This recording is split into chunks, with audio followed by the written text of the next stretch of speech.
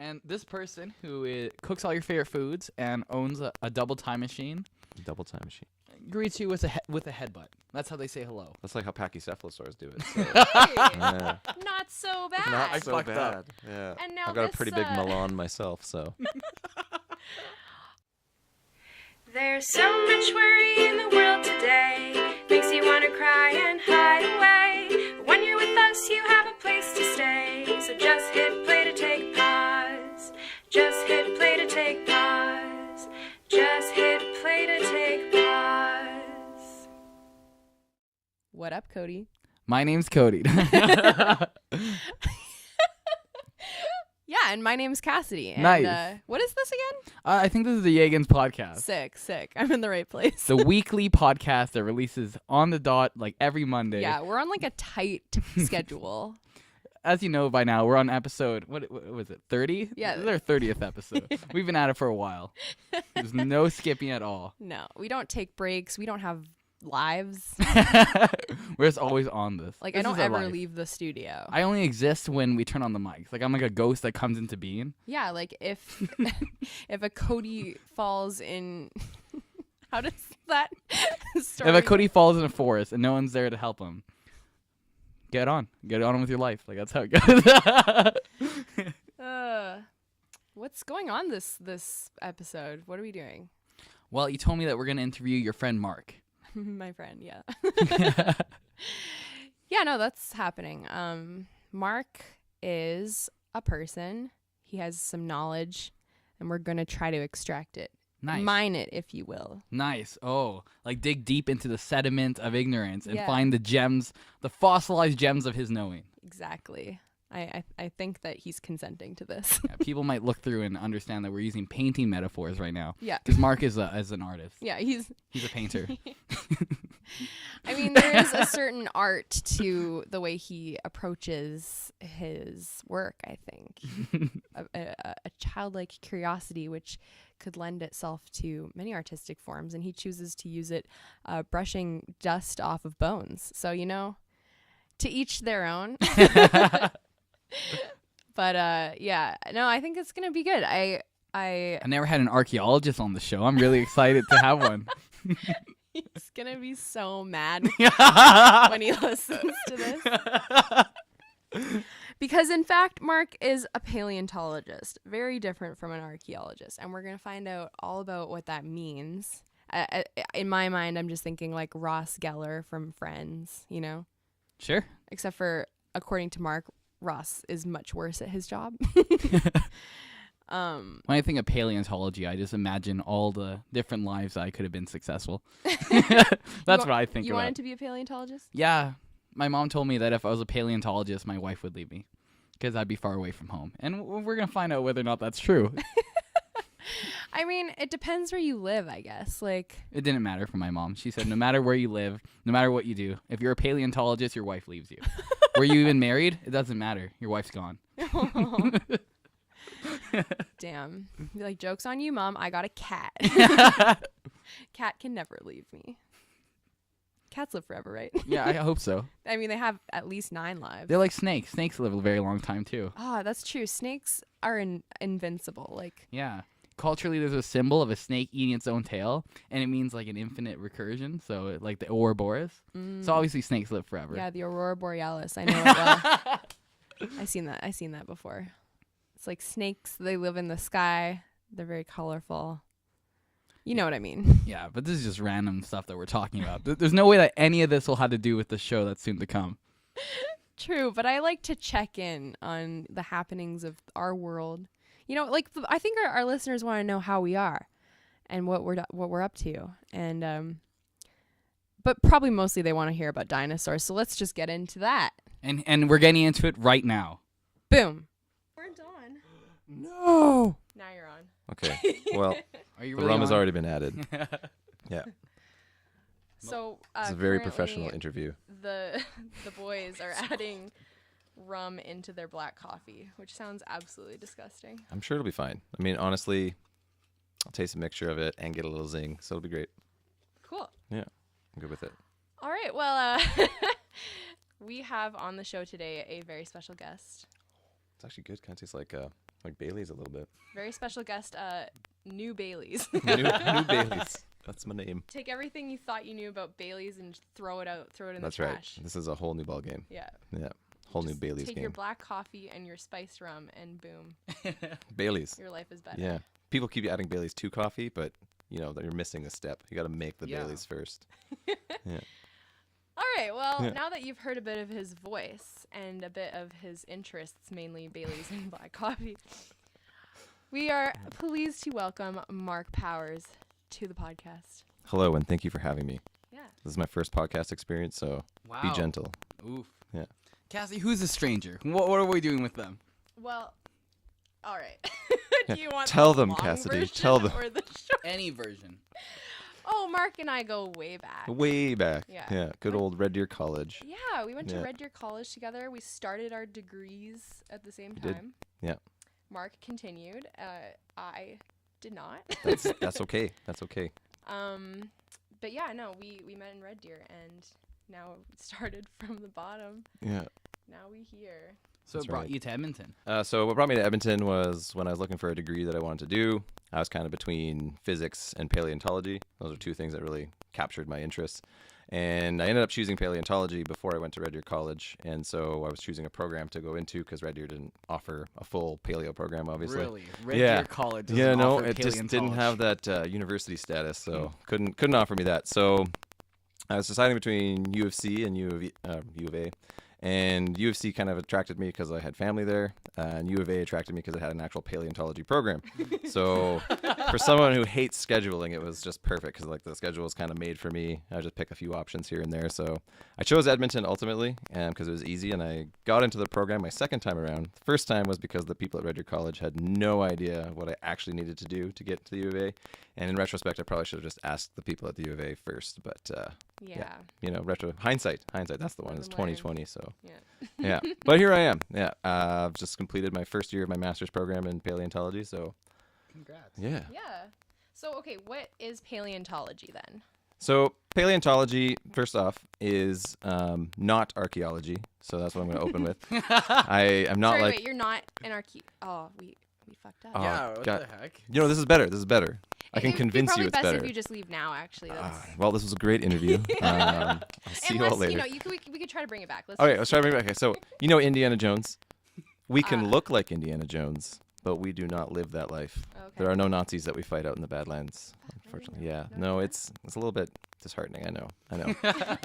But anyways, paleontology is a study of fossils or ancient life, essentially, of anything that's beyond 10,000 years, because everything that's kind of 10,000 years to the present kind of falls under archaeology, because civilization was started within that time. So anything that's relating to humans or animals associated with humans falls under that archaeology realm, whereas things outside of the human realm fall under the paleo aspect. And usually it's with fossils, but there are some things within the present to 10,000 years ago that are sort of subfossil. So they haven't fully undergone fossilization. Can you think of some examples of something like that? Yeah, so here in Alberta, we actually have a lot of bison. So we had big fields of bison, and there was a species of great bison that was closely related to the modern bison. And we find a lot of their fossils kind of in gravel pits and things like that. Stuff where it hasn't really been fully buried, but it's managed to survive being completely decomposed or destroyed. So other things are mammoth bones, so you can actually find like mammoth tusks here in Alberta. Yeah. Whoa. Yeah. That's Alberta was badass. a pretty sweet place. Why is that? So Alberta itself, the reason we find a lot of fossils is because it's kind of like, I don't know, like the holy grail of conditions that needed to be met. Most of our fossil value comes from rocks that are about 75 million years old, so that goes into the Cretaceous with dinosaurs and whatnot. But at that time, there was a big inland sea through North America, and Alberta was sort of on the coast. So here in Edmonton, we would have been at almost beachfront property or just like a small drive from the ocean. So that would have been a pretty good time to be alive, aside from all the like 40-foot long Accidental theropod beach. dinosaurs and things. Yeah. So yeah, it was that, but also the Rocky Mountains were still uplifting, so you had a lot of sediments being dumped and washed towards this inland sea. So it caused a lot of dead animals like dinosaurs and things like that to be buried quite rapidly, which preserves their skeletons and their fossil or their bones quite well. So that's why we have such an abundance here. And then the other thing that happened is more Ice Age time, where we had large glacial ice sheets that were covering North America. And as those melted and receded, essentially the water runoff carved out the Red Deer River Valley, which is where we find all the fossils now. So in paleontology, the way we find fossils is we don't just start digging in a spot looking for fossils there. We sort of look where it's been weathered away, and then you have sort of somewhat lateral surfaces to look at, and we look for things that are weathering out of the hill. And that's when we decide if this looks like a skeleton or something worth pursuing, that's when we'll take back the hill a little bit.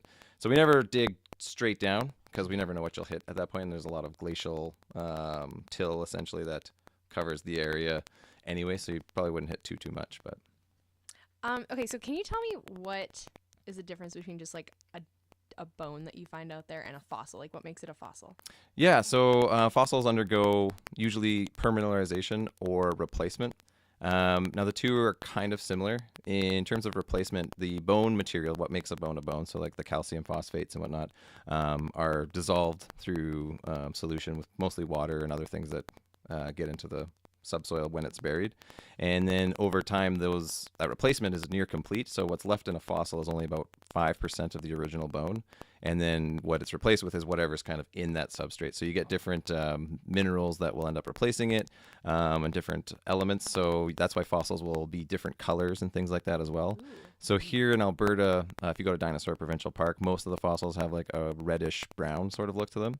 And that's because there's a lot of iron content. So they're about the density of ironstone. So they're like really heavy. They're very heavy. So a fossil is typically very heavy. And if you've been to the Royal Ontario Museum, there's that black skeleton of a T-Rex. So that black comes from manganese. So when in the substrate where it was being preserved, there was a high concentration of manganese, so it gives it that nice black color. Probably still a fair bit of iron as well, but that usually just kind of coincides with organic tissue anyways. In terms of permineralization, so that's like a crystallization of the bone. So it becomes much more dramatic, and when you look at it, you get a lot of really cool looking crystal formations within the fossil. And it becomes a little bit harder to actually look at the internal anatomy, which I'm sure maybe we can answer questions about that a little later because that's another complex sort of side to it. But yeah, so I think replacement's a lot more beneficial for a paleontologist to actually learn as much as they can about the bones. Because permineralization, you kind of lose a lot of that, but it does produce some cool stuff. And some of the most famous in Alberta is permineralized petrified wood. So petrified wood is actually our provincial fossil, which is kind of lame because we have... Wait, really? We have a provincial fossil? We have a provincial and fossil. It's wood. It's petrified wood. Is it because it's like we're oil country and we love that like... Destroying trees, dead trees, that sort of stuff. It's all part of the agenda. Yeah. I knew it. Yeah. What do the other provinces have? Like, I actually don't know. A lot of it's invertebrate fossils. So these are things that are much more common. What is an invertebrate? So an invertebrate would be something that does not have a backbone. So if you think about modern invertebrates, all bugs, all insects are invertebrates. That's Cody. Cody's an invertebrate. He lacks the backbone. yeah, I just hide. That's all right. That's all right. Maybe it just hasn't calcified yet. You know, it'll come in. I'll see you guys in 10,000 years. Yeah, exactly. Yeah. So the invertebrates actually outnumber vertebrates by quite a large margin in terms of diversity and just pure number. Because if you think about things like worms, nematodes, and things like that, I believe it's nematodes. There are so many nematodes in this world that if you were to remove all the rock, all the people, all everything, there would be enough nematodes to basically make an outline of every living thing on the planet. And so you'd still see this ghostly shadow of nematodes. When you say nematodes, I'm just thinking of like some variety of toad. Yeah. Oh, that's not the right thing. Yes, it's not a toad at all, but little roundworm things that live on pretty much every surface. So you probably have nematodes inside you or around you. That's what I felt when you said that. Like you're like, oh, there's a whole layer of nematodes. I'm like, are they inside me? They're everywhere. Right now? Yeah. You shouldn't panic too much. There are some nematodes that are worse than others. So like tapeworms, things like that. Those are some big ass nematodes. Can I say ass? Yeah, you say whatever. Oh, we can swear. I just okay. So the reason I said no more sex puns was because the last podcast was not the last one, but the one with Brooke. I remember there was a part, I can't remember what it was. It was something about butt plugs. I had to edit it out because I was like, this is too much. Oh man. So yeah, I think that like it's not gonna be like PG, but maybe PG-13. Right. Did you save that audio about butt plugs for like the unleashed edition of your podcast? Have, Unleashed edition. Yeah. Can we call it that too? YEGans Unleashed. There you go. Yeah. YEGans go wild. Yeah. Yeah, we do have all of the audio from all of our That's fuck-ups, perfect. so. Yeah, I would love to see Also, that. Cody's mom doesn't want us to swear. I was as gonna much. say that. Like Oh, we can okay. swear, but my Okay. mom kind of like frowns. Right. But it's a me thing. This is to Cody. This is to Cody's mom. I'm truly sorry for my use of ASS. Yeah, I really hope that I'm still your favorite of Cody's friends after this. Might be Mark now. He Ah. he apologized. Dang Ah, it. I beat you to the punch. Yeah, you got to just be on that. So, I have a question. Yeah. Have you wanted to be a paleontologist since you were a little kid? That's a Well, I great did. question. So a lot of paleontologists will be like, yes, that's what I wanted to do. I love dinosaurs since the first dinosaur I saw. So my story, Which one was that? which dinosaur? Yeah. Was it Uh, petrified wood? It was not a dinosaur. Fossil, yes, but not a dinosaur. No one said that petrified wood really got me into paleo. That hasn't come up yet. So Has never that been- might be a more interesting story than the one I'm about to tell, because I just don't believe it even exists. But so a lot of kids, like after they see the first dinosaur, yeah, they're just like, oh, I want to do that. I want to be a paleontologist. I want to go for that. And my story begins when I was 2. My mom took me to see Jurassic Park in theaters because it was released that year. And I apparently was so afraid that I was vibrating in my mom's arms, and she had to take me out of the theater. Like I just couldn't sit through the whole movie. I were was too scared. petrified. I was too scared. And after that point, I was Sorry. Oh, Cody, no, it's good. It's good. I'm glad that came there. So I was scared, and then after that, I was scared of like statues of dinosaurs. I thought they were real. I thought they were gonna hurt my family. My brother was climbing on like an Albertosaurus down in Milk River, and I was just like sitting in the car screaming like, "Luke, get off there! He's gonna eat you!" And I was like probably in tears. I can't quite remember the whole thing, but I remember it being traumatic. So then when Jurassic Park came out on VHS, back when kids, no DVDs or anything like that. So once it came out, I apparently had to have it. I don't remember this, but I had to have the movie. And then once we got the movie, I would sit in a chair and I would watch the movie until the T-Rex came on, and then I would run out of the room and hide. I would just like hide around the corner, and I would peer around like a door frame just to see what was going on. And then eventually I watched it so much that I could just hide behind the chair until finally I could sit in the chair and just watch the whole movie. And since then, I just watched dinosaur-related things all the time. So I started out terrified of dinosaurs and then forced myself to like them for some reason that I can't explain to this day. So I didn't know right away, but then certainly after that, there was a long period of time where like, yeah, that's what I want to do. But I love variety, so I went through so many phases where it's like I want to study modern animals now. I want to study, sharks or crocodiles, and basically the trend ended up being just carnivorous animals in general. I just have a huge fascination with the carnivores of the world, and I have a deep appreciation for them. So wherever I switched in terms of my zoological interests, it always came down to the predatory animals and just that.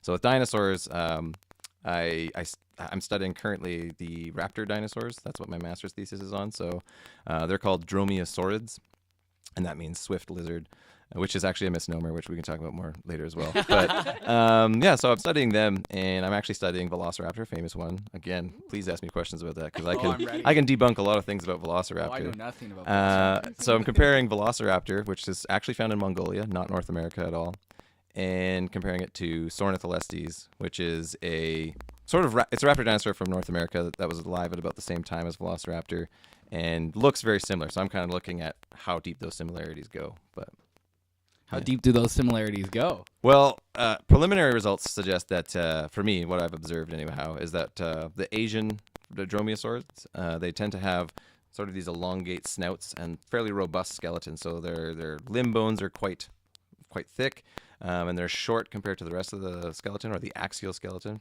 from the tip of the nose to the end of the tail. And the ones of North America tend to be shorter snouted, but more legsy. So they have longer legs, longer limbs, and then their axial skeleton is a little bit shorter in proportion to that. So the way you could imagine it is that the Asian taxa would be a little shorter towards the ground, have sort of a pointy snout, and then the North American taxa would be comparatively fairly tall, with more stout snouts. So What do you think inspired those distinctions in each of those species? So it's difficult to say, and that's kind of where I want to get to eventually, because it would take looking at the environments that they live in and the other animals that coexisted with them. And it probably serves some kind of feeding function, I would suggest, or maybe some lifestyle thing. It's difficult to say, too, because them being separated on two different continents also suggests that they may have had a long evolutionary history separate from each other.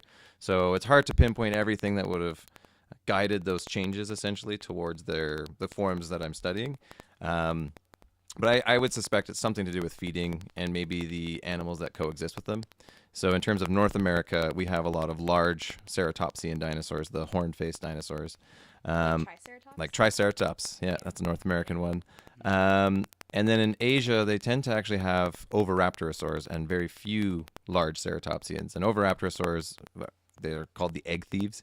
Oh which, my I God. knew that. Yeah. We were like trying to name dinosaurs that we knew. Oh, earlier, okay. and I got Triceratops. I got egg And she stealers. said egg stealers. Yeah. Wow. So a cool story about the egg stealers is that it was found that they're not egg stealers at all, and they're actually just really good parents. Wow. So the eggs they thought they were stealing, I'm using quotes right now, you can't see this, but quotes. Air quotes. Air quotes. They thought they were stealing were actually their eggs, so they were actually just taking care of their own nest. I feel like a jackass. No, the paleontologists that named them are the jackasses, because like they just assumed, right? Yeah, that's Yeah. so bad. Like, It happens a lot in paleo. Let's be real. There's a lot of assumptions that happen. I have a but- question. yeah. I saw on the internet that Triceratops is not like a distinct species, or is that like bullshit? Oh, so no, that's an interesting idea too. It goes into a topic of ontogeny. So essentially, the changes that occur during growth from your child stage to your adult stage.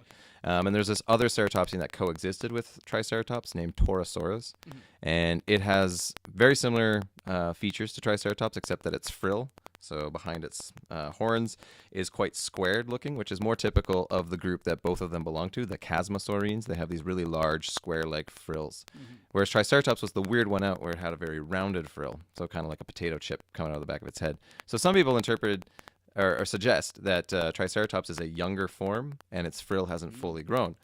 The challenges with that is that we find many specimens of Triceratops that are quite large, like suggesting that they're full grown. They're these big honkin animals. Hunky Big Triceratops. hunky Triceratops with the big potato chip, just gets so excited. And then the Torosaurs, there's some that are much smaller than some of the larger Triceratops species. So in my opinion, they're probably distinct. The other thing that it could be is sexual dimorphism, which is also hard to test. So maybe there's a chance that the Triceratops is the female versus the Torosaurus that would be the male, or vice versa. Again, it's really hard to say, especially in those types of dinosaurs, because there's no real good analogous group today to study, because they went on their whole evolutionary pathway, and there's nothing like them. So it's tough to compare to. Yeah. I want to sneak in a question. Yeah. We had two of our friends are big fans of permaculture, and we asked them what's the most ecological way to die. What's the most paleontological, I guess, way to die? Like, if I want to be found Yeah. 10,000 years Yeah. from now, do Yeah. I jump into like a bitumen? Like, No, don't do that. Don't do that. You'll break down. yes, I will. Yeah. So the best place to actually die paleontologically, and I'm glad you asked, because this is how I want to go. I want Good. to. Oh, I want to I'm be getting back. fossilized. I thought you wanted to die fighting Komodo dragon. If we fight in the right circumstances, then yes, I would do that. Because then your fossils could be like Battling locked in fossils. combat. Yeah, Oh that's my actually God. great. Thank Okay, you for no, that sorry, go on, inspiration. though. Anyways, so I'm going to have to take a Komodo dragon off the Isle of Komodo, because it's a terrible place for fossilization, that will lead into where you would want to die. Nice. So the best places to die are really strong river channels that are moving a lot of sediments.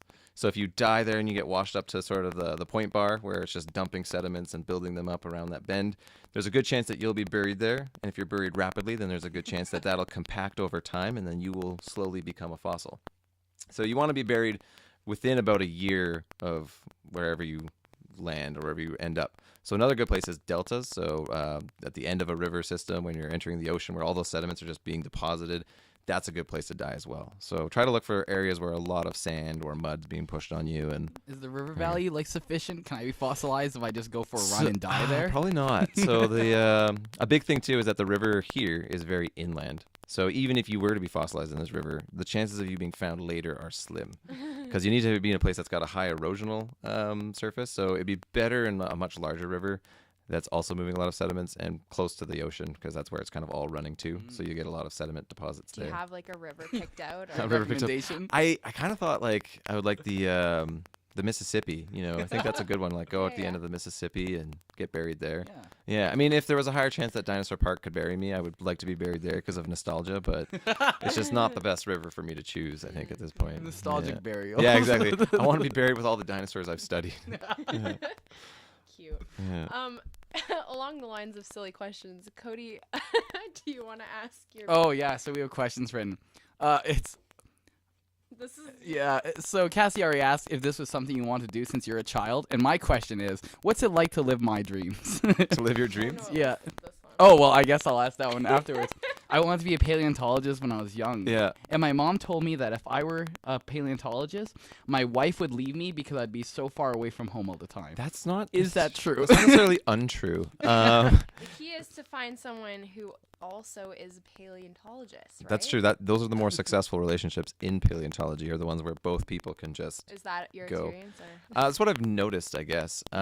So the idea about it is, yeah, basically anyone who becomes a paleontologist is just not growing up. They're making the decision to remain a child. So you get to keep that sort of, that intrigue and that desire to learn more about those animals and that fantastic sort of world they might have lived in. And Wow. as a paleontologist, you get to sort of build that world while constraining it under scientific approaches. beautiful. It is, and I love that aspect about it, and that's probably what keeps me interested in the research aspects, is that narrowing the view, because it's always good to imagine and can get a lot of really extravagant ideas, and those are good because that helps you to sort of ask good questions and then try to either support you try to find. So actually, the way the science works, you try to find evidence that does not support your idea. So as a paleontologist, that's difficult because we often get excited and we want something to be true, but you have to remember, we got to find evidence against it. And if you find no evidence against it, then you have sort of this stronger idea toward, or stronger hypothesis towards that idea, just because you haven't found evidence to discredit or go against what you've sort of proposed as your question. So yeah, it's basically just that choice to not grow up, and I do love it a lot, and I've learned that any aspect of paleo that I end up doing, I would be happy with. I love the field work. I love, working with the fossils, and just generally, I'm not too worried about where I end up in work as long as it's related to it. So That's good. Yeah. Good for you. yeah. So as you said, you see a dinosaur and you start imagining all the things that it could be, Yeah. and you have to be realistic, and you have to use science to limit your ideas. Yeah. So I'm gonna pitch some ideas to you, and I Okay. want you to send your best dinosaur to solve this problem. All right. So you need to analyze nature's Swiss Army knife and just pick a tool. Oh, perfect. Yeah. So can I use- have this pickle jar that I need to be open. Okay, Which dinosaur should I look for? that is an interesting choice. So I don't want to break the pickles. I'm hungry. yeah, no, you don't want to break those pickles. So not a lot of dinosaurs had the ability to sort of manipulate their environment. However, within the dromaeosaurids and a close relative, the troodontids, they had actually that ability. Some of them had a thumb that opposed, or a finger, a digit that opposed. However, the digits were kind of lanky, and they probably didn't have good grip with them. So they might be able to open your pickle jar if it's like a loose pickle jar, and maybe you're just a lot weaker than they are, and that would help them Is to that solve your likely? problem. How strong Maybe, are they? maybe, yeah. Depends on the size of the dromaeosaur, I suppose. Yeah, so they would probably be pretty good at it. Another one that would be good is just one that has a good manipulation with their jaws. So the oviraptorids I mentioned before, they don't have a lot of strength for biting down or crushing things with their jaws, but they do have a lot of manipulation in terms of skeletal or cranial kinesis, so they can move their jaws around a bit. So they might be able to wrap their mouth around the pickle jar and work it open somehow. Like all good parents. Yeah, exactly. Yeah. It's an essential skill. yeah, quite good. I think all the other ones would probably have a pretty rough time. Most of them would have to break the pickle jar. And if you're trying to avoid that, your best choice is to stick to the more bird-like dinosaurs for sure. Well, we have more issues. Which dinosaur would best guard my body? Guard your body? I need a bodyguard. But Okay. without actually harming you. Yeah, it's like they can't kill me either. Okay. Can't So be an ankylosaur. that wouldn't be bad actually. If you just sat or laid underneath the ankylosaur, you'd be pretty well protected. That's a good idea. Yeah. Just So strap yourself to its belly. yes, exactly. Okay, yeah. So there's actually a research study that happened recently. I don't know if it's published yet, but it was looking for any evidence of tooth marks in ankylosaur bones. And as far as we've collected, there is next to no tooth marks in ankylosaur bones, suggesting that they were so well protected that animals just didn't bother trying to eat them. So ankylosaurs would definitely be your best bet, because if you stick underneath one of them, the predators probably just won't carry forward with the hassle of even trying. Jesus, Yeah. that's So impressive. just until they decide to take a nap and then you're crushed. And Yes, yeah, they could kill you by accident, I suppose, but they wouldn't try to kill you. Yeah. So the other thing about the ankylosaurs too that might be a reason for that is that their scutes, their armor plates and whatnot, we see the fossils, but there's lots of evidence on those fossils to suggest that they had keratinous coverings, so like your fingernail type tissue, and then so you can think of like a rhinoceros horn as well. It's all keratin. So they probably were very spiky as well, which also would deter predators from even trying to bite, because that would cause harm to the predator and they would avoid it. I have a question. Yeah. It might be a really easy question to answer, but how do you determine the texture of the skin of a creature? If it's feathered, Yeah. if it's however, because skin doesn't last that long, I'm guessing. No, with so fossils. skin most times it just it's decayed away, it's gone, and just leaves the impression behind. So usually we can tell skin impression by its association with the body. And then when we look at the texture, if it's preserved well enough, we can actually look at scale patterning, which we do for modern lizards and things like that. So we can actually use it to compare between dinosaurs and actually kind of get some taxonomic information. So like species differentiation based on scale patterns. It doesn't happen very often, but there are a few exceptional specimens that have quite a bit of scale impressions left. The most common one is hadrosaurs, the duck-billed dinosaurs. There's just so many of them, and when you find a skeleton of them, a lot of them have it on their flank. You'll see skin impressions from there, and in footprints, actually. So they'll impress the scales of their foot into those footprints, and you can actually see them. So actually, next week, I'm going to Tolman Bridge area here in Alberta, and I have a trackway site that I found last year that has footprints that are preserved three-dimensionally, so you kind of got a bit of the heel going in as well. Oh, wow. And what's really cool about them is you actually have an interdigital pad. So in between two toes, there's actually the pad is preserved. So there's further evidence to support they did have these interdigital pads in their feet. And it's like loaded with scale impressions. Like there's some big rounded scales and then smaller sort of stud-looking like scales and things like that. So it's very cool, and I'm very excited to go back to work on it. But I'm excited too. yeah. So then, how do you know that some dinosaurs were feathered? So feathers tend to preserve in either impressions as well, or a carbon film that's kind of left over. And those ones are more delicate, and you kind of can't even breathe on them, because if you breathe on them, stuff might blow away, and you're like, oh, no. And if you take samples from it, you can actually see some preserved melanosomes and things like that. So that's where we kind of get the idea of what the color of some feathers would be. The most resistant of these, of course, are melanin, so the darker colors. So we've only really been able to isolate dark-ish colors, so between browns, reds, and blacks in dinosaurs. And a really cool example of that is Sinosauropteryx, which is a compsognathid dinosaur. So if you've watched Jurassic Park 2 or 3, they're the little dinosaurs, the little guys that are chirping about, and they're always traveling in groups.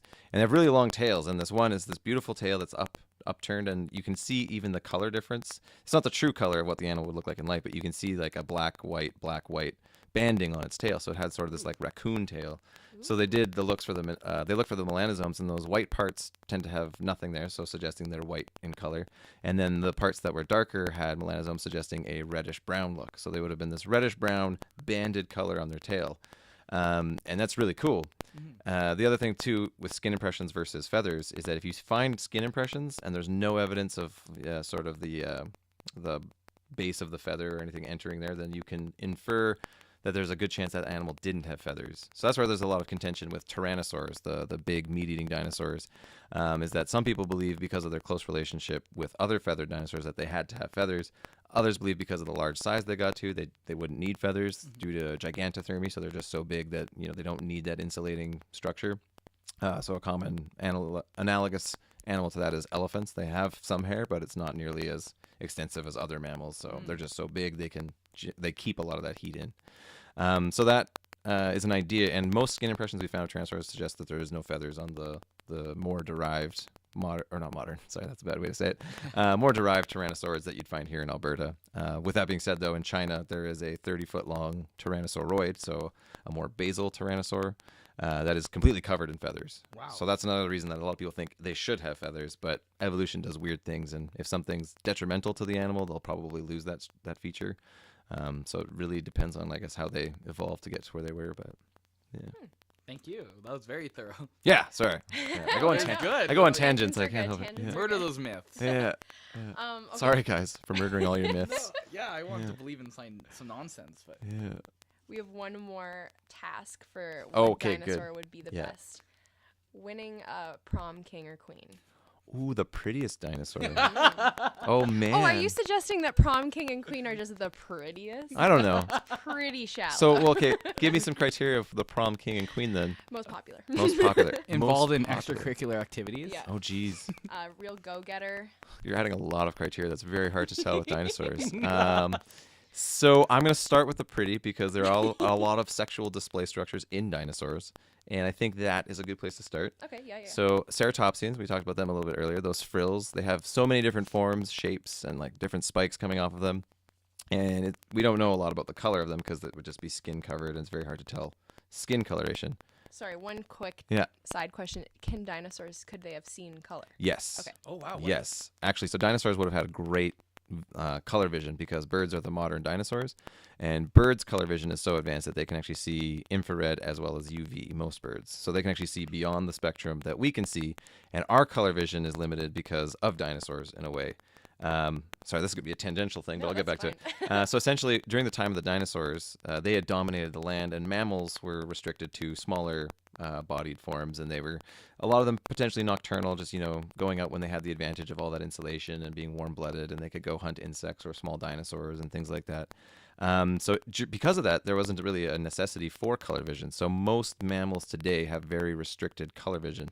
The reason that primates like ourselves have color vision is believed that we ended up adapting early on in our evolutionary history to go for fruits, and the best way to identify fruits is through color. So to find the fruits it's beneficial to have that color vision, so those that could see it would persist. And then here today, primates are some of the most derived for color vision for mammals. A lot of other mammals just see black and white or some shades of green and reds and things like that. So that's why a tiger appears invisible to a deer, is because it just can't see that color spectrum. So the stripes really blend in with the background, and the color of the red just blends in with some of the other things that it's seeing. So it's interesting, but yeah, it was kind of that restrictive niche we had that dinosaurs did to us that caused us to not really see very well color, or very good color. I don't know how you say that, but anyways. So the other thing that supports this is that crocodiles, the more basal side towards dinosaurs, so dinosaurs would be in the middle, and then birds would be sort of on the side, if you will. And what we call that is phylogenetic bracketing. So we have two relatives that surround the dinosaurs, but we don't have the non-avian dinosaurs anymore. Mm-hmm. So because both of them have excellent color vision, we can infer that dinosaurs would have likely had excellent color vision, between crocodiles and birds today just having wonderful color vision as well. Solid reasoning. That's yeah, great. yeah, it's the best thing we can sort of work with, and it's really good at narrowing that view, like we talked about, like, trying to restrict it. For who's prettiest. Like, yeah, for who's prettiest. Yeah, so it's possible to, the size of the dinosaurs, many of them, that it didn't make much sense to even try to camouflage. They might have used other attempts to pursue prey or things like that. So they might have been quite extravagant, like just really decked out. Who knows? Like that just might have been the life they live. Most herbivores lived in herds. It seems like, anyways, like the big ones, ceratopsians. We find bone beds of many ceratopsian, bone beds of lots of hadrosaurs, and those are the prey items for like the tyrannosaurids. So it might be that they didn't really hide at all. The tyrannosaurs had to come up with methods to disrupt the herd anyways, and sort of have a more direct approach, and then pick off ones that couldn't escape. So it's kind of more like a wild dog hunt in a way, is that the dogs aren't really trying to hide. They're just hunting their prey, and they eventually get them that way. But to come back to like the prettiness of these animals, the other thing with hadrosaurs is that there was a group of hadrosaurs called the crested hadrosaurs. And they had these big elaborate crests on their heads. So you might be familiar with things like Parasaurolophus with that big tube on the back of its head. So these might have been really extravagantly colored as well, and they might have differed between sexes, so between males and females. Maybe. We haven't really ruled that or figured that as a strong correlation just yet. So they would definitely be some of the prettiest dinosaurs. And if you go to more of the bird-like dinosaurs, the oviraptorids also had crests on their heads, and we have lots of them that are preserved with feathers, and we know that they had quite extravagant feather formations and whatnot. So I actually would think for prettiness, oviraptorids would win, because they do have a pygostyle, many of them, which is the last vertebrae of their tail are all fused up. So modern birds have that today, and what that allows is for a fan of feathers. Oh, wow. So yeah, so the oviraptorids probably had these fans of feathers. Peacocks. Like peacocks, but reduced as far as we know. But yeah, so they might have been able to actually fan these feathers to attract mates and things like that, and do displays. So it's really compelling, but I think they would probably win in terms of prettiness. Okay. So in terms of most social, we'll go that, like the popular ones. So they're good parents. I'm so sold in oviraptors. Like I turn Yeah, into you. Good parents. That's pretty good. That's a pretty good trait. They were fairly social. It seems like we do have some bone beds of oviraptorids that are flocks. So like there were large assemblages of oviraptorids, and we call them flocking because they're so closely related to birds. Oh wow. Yeah, so they might still win that criteria, but I gotta give it to ceratopsians for most popular. They're consistently in huge masses of bone beds. So if you think about like modern herds of caribou and whatnot, that would be very comparable to ceratopsians. They were just in huge numbers, very tightly packed. Hadrosaurs may have been in huge numbers, but they seem to be spacing themselves out a little bit more. We don't find quite as dense of bone beds of hadrosaurs, not as commonly anyways, but yeah. Cool. All right. Well, Now I'm we glad know. that we have that answered. And for all, I'm sure our audience was just like waiting for those questions. Yeah. Okay, so I have a hard-hitting question for you Oh, here. good. Why should anyone care about should old dinosaur anyone care? bones when there are living, breathing animals, Yeah. human beings, problems in the world? What insights can we gain from paleontology that are applicable today? Yes, that's a really good question, and it comes up a lot because we have to usually explain ourselves, like why we need funding or things like that. And while there is a lot of ooh and ah in paleo, and that is a huge factor for why people get into it, it does actually answer a lot of really important questions for what will change in the future. Because we can look at assemblages of animals in the past and how they changed and how they reacted to mass extinction events or reacted to localized events, and then how they sort of bounce back, because we have that sort of time frame that we can work with. And when we see those changes, it gives us an idea of what will happen with animals of today, given our impacts and things like that. So a lot of people view right now as we're in a current mass extinction. So species are starting to go extinct at a rate much faster than just 50, 60 years ago. We'll say 100 years just to be on the safe side. But they're going extinct a lot faster, and it's interesting how they bounce back. And what evolution and looking at the fossil record tells us is that, honestly, animals will probably be okay in the long run. It'll be a change, and we will lose species more rapidly, but that's how evolution it works. And it might sound cynical to say that, but it's just kind of the way it is. And it's sort of a beautiful thing because it created the life that we have now. Through mass extinctions and changes in the environments, it created the life we have now. I'm pretty pro-life, so society and human stuff. Wait, when you say pro-life. Pro non-societal life, I think. Yeah. Okay, so Yeah. just got to distinguish ourselves from the pro-life movement here. Yeah, well, exactly, because like humans, we try to exempt ourselves from natural selection, and that bothers me a bit because we're not really improving as individuals. We're hedging all our bets on society. So if you think about that as an evolutionary adaptation, if society were to crumble, it's a toss-up what would happen to humans after that. You might actually get different human species evolving if you actually get that much isolation after the fall of society. And that might be good, might be bad. I don't really know. And mostly that comes from just once an animal reaches a level of intelligence and the ability to manipulate their environment, it's in an animal's instinct to be greedy. And humans are the same as other animals. We simply have more capacity to do those things, to take more than we need, to get as much as we can, whereas other animals would do that if they had the opportunities. We just simply had that opportunity and capitalized on it. So though we've taken ourselves out of natural selection, we are still in that evolutionary race. We've just chosen to use society as our way of going about it. And you can kind of look at that. I mentioned the individual. We work really hard to keep every individual alive in the developed countries and things like that. So people who are quite old, or people who are suffering from many diseases, we try to find ways to keep them alive. And we spend a lot of our resources doing that because we think the society is the most important thing, and we keeps the morale up of the society if we were to do those things. But what it does what happens as a consequence is that the sexual selection is essentially random. We're not really selecting for the best individuals anymore. We're selecting for just whoever we want or at the time. And it can be a wide range of things. And it's freeing for sure. It just doesn't really move us in a biological evolutionary way. We've kind of slowed that down for the sake of our choice to do society. So when I think of all the other animals going extinct because of human involvement, it is sad that it's happening. I have hope for the future that when humankind just sort of destroys itself, the animals will bounce back just terrifically. And I only wish I could see what that looks like, I guess. As a paleontologist, I would love to see how that changes and whatnot. And to kind of come back to the original question, the other aspects of paleo kind of come from the rocks and the plants. And from there, we can actually tell how the temperatures have changed and then compare that to the animals of that day as well. So we still, again, we get a better idea of making models for the modern and the future projections using paleontology. So it does have a lot of relevance in that regard. I'm very impressed. You made the study of something that's beyond archaic about the study of the future. You're trying to make predictions for what we're in. The struggle is always the same, right? Dinosaurs had an answer, we have an answer, and you really just highlight the difference between the two. Yeah, no, and I had a lot of talks about this with other colleagues and things like that, and some of them are pro the society is the best way to go about it. And though I agree it is a very strong evolutionary trait that we've developed in terms of our own preservation, or at least for now. If we're not built as individuals, we're very ill-equipped to handle it if that were to go away. So that's the risk. That's the trade-off, right? And it's the decision that's been made, I guess, through generations of humans. But not my decision first off, I guess. So I think self-improvement is very important.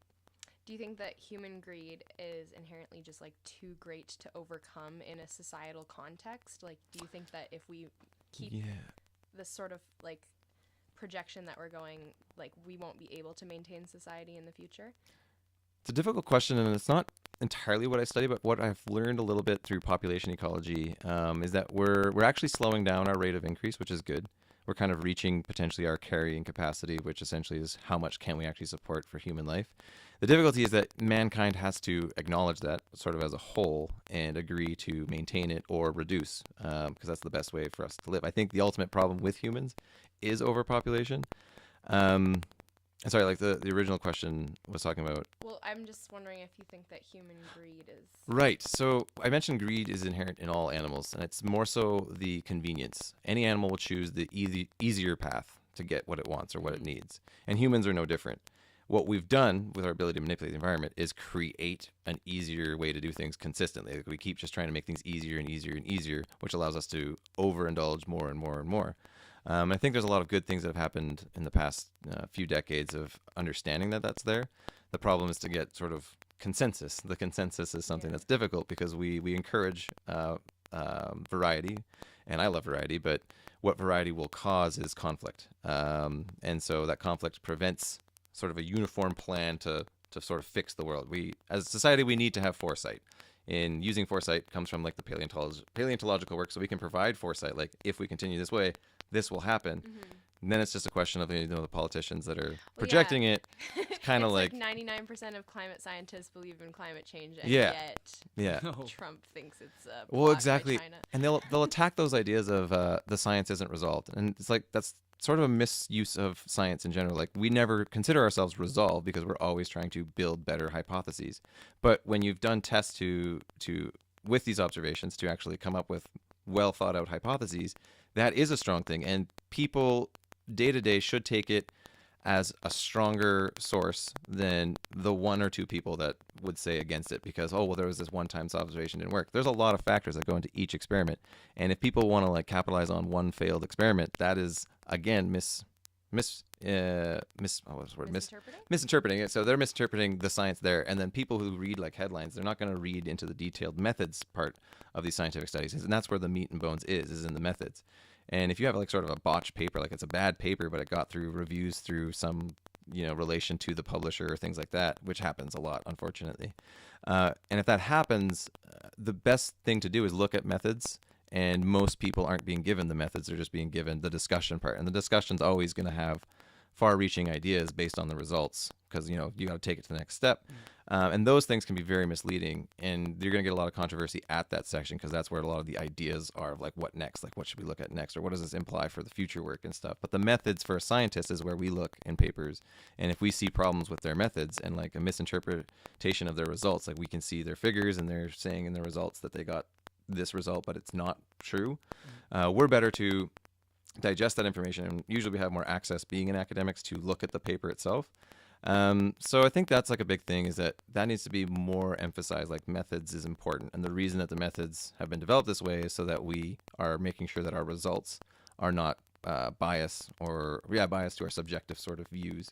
We try to keep it as objective as possible, and I think it's just that's where I don't like it, but yeah, it just kind of gets into that mess of politics and people with agendas, and they'll twist whatever they have access to suit their agenda, and that's unfortunate, especially because the average like viewer or average reader or anything like that is only going to look for so much information, and when that information is very sensationalized, that's what catches on.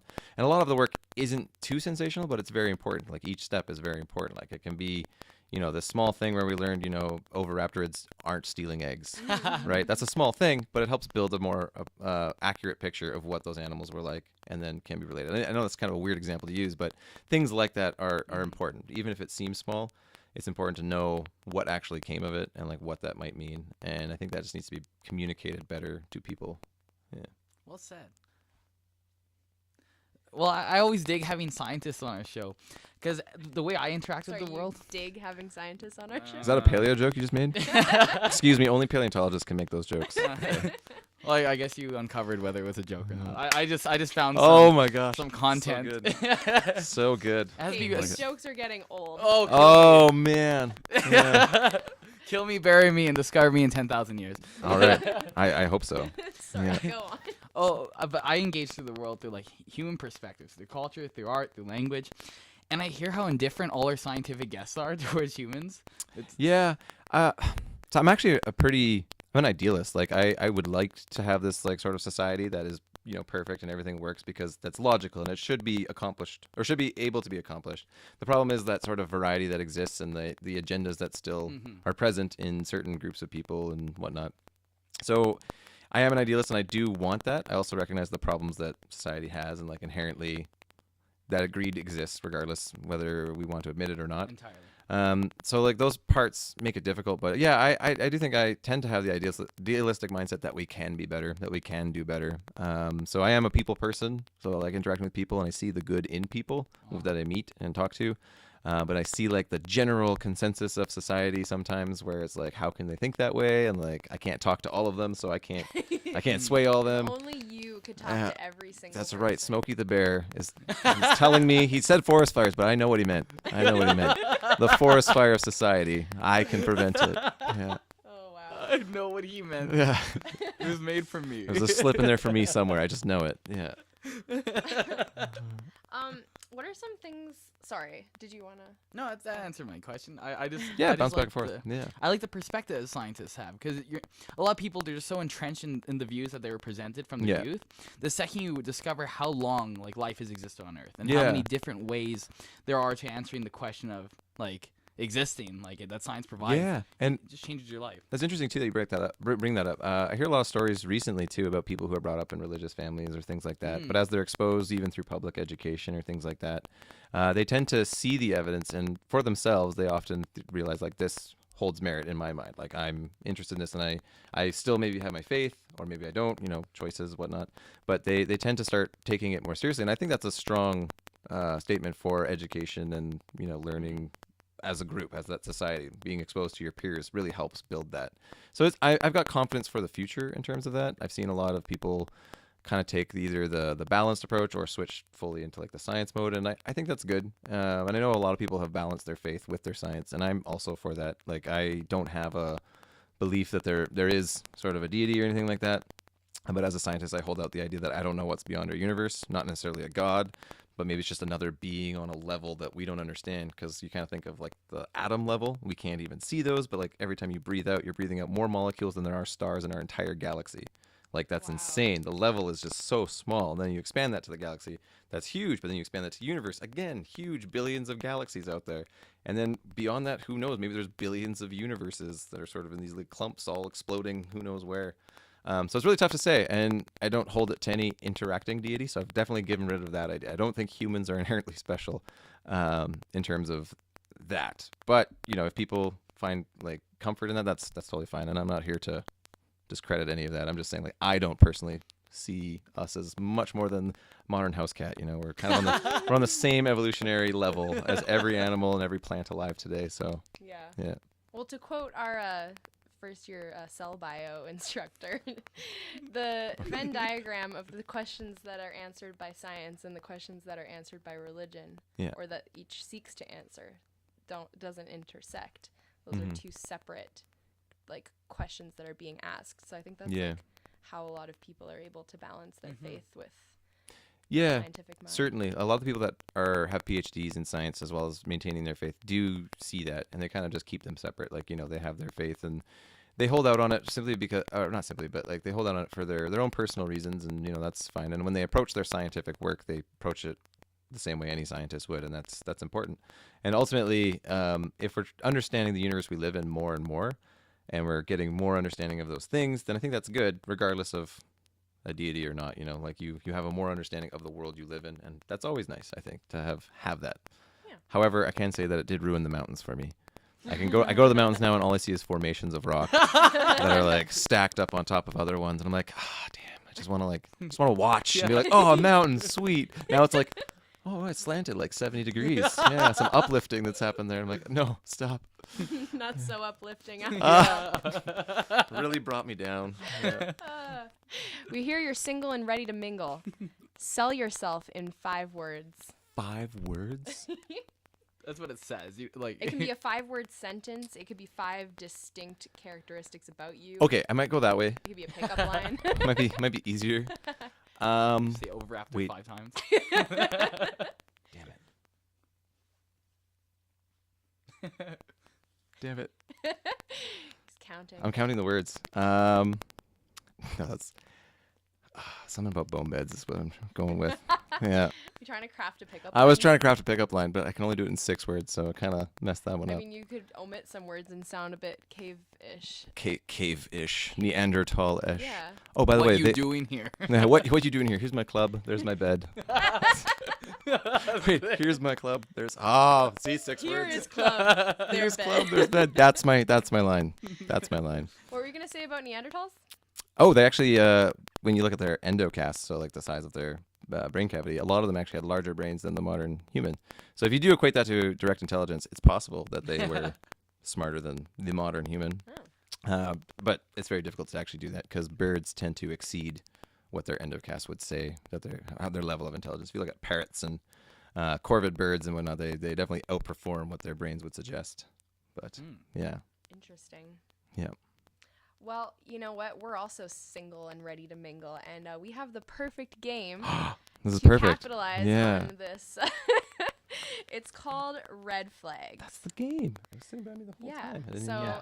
yeah, All right. Hid it from you. All right. we hit it. So gotta this is explain our this to me. activity for the day, and we might also ask some more questions while we play. Hey, this. yeah, I like Yeah, sounds questions. natural. Yeah. Okay, I'm not so- selling myself very much, ladies. I'm sorry. Yeah, no, I think if they listen to this entire podcast, they have a good idea of what you have to offer. I've got a lot of facts. You got a lot of facts. A lot of about facts. dinosaurs. Yeah. If you want to be wowed by facts. Also, big cats. So keep that in mind. I know a Okay. lot about big cats, particularly cougars. I'll say. Hey, what's up? Yeah, never fails. Always gets a joke out of that. Yeah. Man, I want to make some pussy joke, but I'm gonna have to edit this out now, so that's fine. You said pussy. Wow, His mom's gonna be mad at you. I don't know if that's a power slur. of editing. I might just bleep it. Man, sometimes I wish I was live, so like everything I said just was there.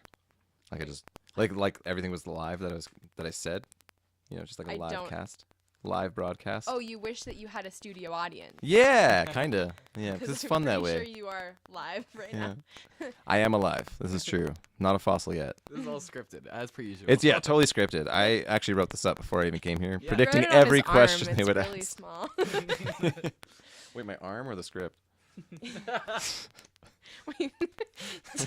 Both. It's hard to see. There's a bunch of It's smudge. ink. incredibly small script. Yeah, because my arm is also ridiculously small. You guys can't see this, but Mark's been like just scanning his arm and like rotating his arm Yeah, as he's like just reading the lines. Every freckle is actually a small statement. That's what these freckles are. I Yeah. also like to think my freckles are a statement. I'm looking at his forearm. It says there's a lot of O's. I think Overraptor's written a few Came times. up a lot. Yeah. You're probably not wrong. Yeah. I'll never tell though. I'll never give away. So do I play with the red cards or the white You cards? play with both. White and we're cards. I all said gonna- white cards. Okay, so Okay. wait. This is how you play Yeah. red flags. All right. Essentially, we're all single and ready to mingle. Yep. And what our friends, which is like, and the other 2 people, the 3 of us, we have to set you up on a date. So we're gonna let you Oh, play okay. first, and we're gonna Gotcha. choose a date for you, and we're gonna try and convince you why that date is up for you. We're trying to make the interesting. perfect blind date. Yeah. With the cards that we draw. Okay. These white cards are desirable traits with in partners. Try to stay. Sorry. That's okay. These white cards are desirable traits that you'd like to find in a partner, 'Kay. and these red cards are red flags. Red flag. That makes sense. 'Cause Yeah. they're red. I get. So- Actually, but there's a white flag on. It's fine. That's a worn card. So we're gonna take turns. 'Kay. So Cassie and I are gonna try and make your perfect date, and we're gonna try and sell them. And 'Kay. after we give you an initial pitch, Yeah. we're gonna assign red flags to them. So let's pretend Cassidy has someone who's rich and good looking, and I decide that they are always covered in ants. Like That's a pretty big red flag. yeah. Yeah. I mean, is it though? I 1 like million ants. ants is Yeah. pretty like capable and Yeah. you know. All right. So wait, we start with A certain number of cards. I A have- certain number. Yeah, cer- there's so An many ambiguous number of cards. Yeah, there's so many games that are like this, and you get different hand sizes. So I Arbitrary. think it's 4 and 3, like that. That Is this follows. mine? Yes, Do I use cards? yes. We okay. just take turns to see who's judging. Oh, okay, gotcha. Oh my gosh, I think I got a perfect card. Okay, so we each have 4 red Yeah. cards and 4 white cards. Sure do. So our eligible bachelor, Mark Powers. Oh wait, do we put our cards down first? Yeah. Yeah. You okay. choose 2 white ones. Oh, I'm in it. I got it. Oh man, this is easy. Do I choose them too? I think. No, we yeah, need- you're no, choosing I them. think we need a higher variety of white cards. Sure. I think. Wait a second. Yeah, like at least 2 more. At least 2 more. Yeah, everyone draw 2 more white cards. Well, the purpose of the game is just to set up like funny encounters. So Oh, I get to make one. there's no skill involved. However, I'm gonna win because there is skill involved. Oh. Okay. All right. Looking at my cards. That's a skill. It's cheating. You don't think cheating's a skill? Okay, Mark, you're single. I'm single. You're blind, and you're on a date. All right. You're not real blind. You're just Oh, like it's a blind date. yeah, you're unaware. Blind. Is Love it blind for Love is for blind. my You partner are as well? love. We are love. I'm the embodiment of love. There you go, ladies. That's the one. That's the one. Embodiment of love. Yay, Is less words. I have this person. You literally will not age when you date them, so you live forever. That's pretty good. That's a pretty good perk. And they own a time machine. You can do whatever the fuck you want. You can go visit Oviraptor. You don't have to dream That's about pretty him good. anymore. Oh man, what do you I have to gotta counter? rethink that. I gotta rethink mine now, cause Okay, shit. that's not a good white flag. I don't think. Yeah, Yeah, I like metaphorically stole your eggs, Cassidy. Well, okay. Here's the thing: is he that is a real egg stealer. Sorry. Yeah. yeah, well, I'm the just trying to be a true good Oviraptor. parent over here, okay? All right. So this date cooks all your favorite foods, Oh, okay. Okay. and they own a double time machine. Well, that's you can't. Yeah, I guess you could. I can do whatever I want. I actually originally picked time machine because I didn't realize you had that exact Oh fucking card. man. So okay, asking me what does a double time machine do? You ask? Yeah, I would like to let know me what tell a double you. time machine does. It tries really hard. It works double time. Double time. Not only does it have all of the functions of a Yeah. time machine, but it Right. also makes espresso. Ooh. Fuck. So you can do everything twice as fast. Right. Because of Be caffeine, right? energized. Yeah. My first coffee experience was with espresso, so I kind of relate to it. And what's the other one? This one is I don't age. That could get old, except it couldn't. Yeah. Uh, Oh man, there's so many concepts of time. well, now these people look fine, but now we're gonna hurt them. Oh, so I'm okay, gonna give okay. Cassie's character a red flag because I'm jealous. And this person who cooks all your favorite foods and owns a double time machine Double time machine. greets you with a headbutt. That's how they say hello. That's like how pachycephalosaurs do it. So. Hey, Yeah. not so bad. Not I so fucked bad. up. Yeah. And now I've got a this, pretty big Milan myself, so. All right, so this person who doesn't age and owns a time machine, which I mean, like, whatever.